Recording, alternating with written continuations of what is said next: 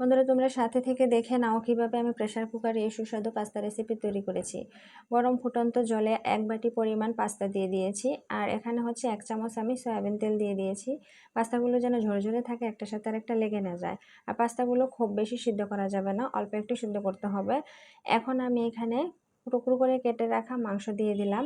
এখানে আদা বাটা, রসুন বাটা, জিরা বাটা আর গোলমরিচ বাটা একসাথে আমি সব দিয়ে দিচ্ছি। দিয়ে আমি একটু নেড়ে চেড়ে নেব। এখন একটু পরিমাণ আমি লবণ দিয়েছি, লবণটা অবশ্যই পরিমাণ মতো দিবে। হলুদ গুঁড়ো দিলাম, কুচি করে পেঁয়াজ কেটে দিলাম। এখন এগুলো একটু নেড়ে চেড়ে নেব। তারপর দিয়ে দিচ্ছি সয়া সস, দিয়ে দিলাম রেড চিলি গুঁড়া, এটা দিলে অবশ্য ঝাল হবে না। তারপরে দিয়েছি অরিগানো। সব দিয়ে একসাথে আবার নেড়ে চেড়ে নিচ্ছি। মাংসটা ভালো করে একটু ভেজে নিতে হবে, তবে এমন ভাজা যাবে না যেন শক্ত হয়ে যায়, এটা করা যাবে না। মাংসগুলো হালকা ভাজতে হবে যেন নরম নরম থাকে। তারপরে এখানে এই যে মজারেলা চিজ অল্প পরিমাণে একটু দিয়েছি আর টমেটো সস দিয়েছি। তো এখন এই যে পাস্তাগুলো দিয়েছি, পাস্তাগুলো দিয়ে বেশি নাড়াচাড়া করে যাবে না, তাহলে বেশি সিদ্ধ হয়ে আসবে। এখন এই যে একটা বাটিতে আমি এগুলো সব একত্রে একটা চামচ দিয়ে অল্প অল্প করে দিয়ে দিচ্ছি। তো বাটিতে দেওয়ার পর আমি এখানে আবার একটু টমেটো সস দিয়ে দিলাম। এখন এই যে মজারেলা চিজ দিয়ে দিচ্ছি। এগুলো আমি সব আগে রেডি করে রেখেছিলাম। তো মজারেলা চিজটা যত বেশি দেওয়া যায় তত বেশি টেস্ট হয়, তাই আমি একটু বেশি করেই দিচ্ছি।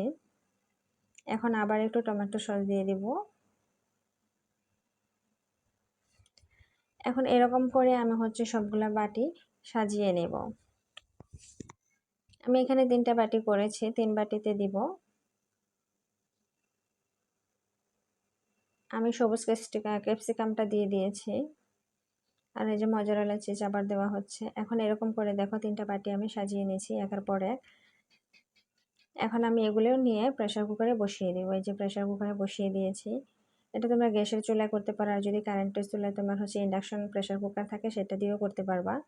তো দেখো আমার 20 মিনিট পর আমি ফিরে এসেছি। আমার 1 বাটি হয়ে গেছে। যেহেতু প্রেসার কুকারে সেজন্য আমার 3 বারে 3 বাটি দিতে হবে।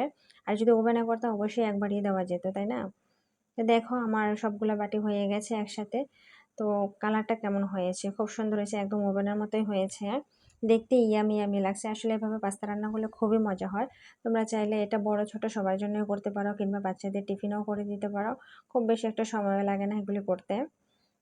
আর দেখতে ইয়ামি, খেতেও অবশ্য অনেক ইয়ামি।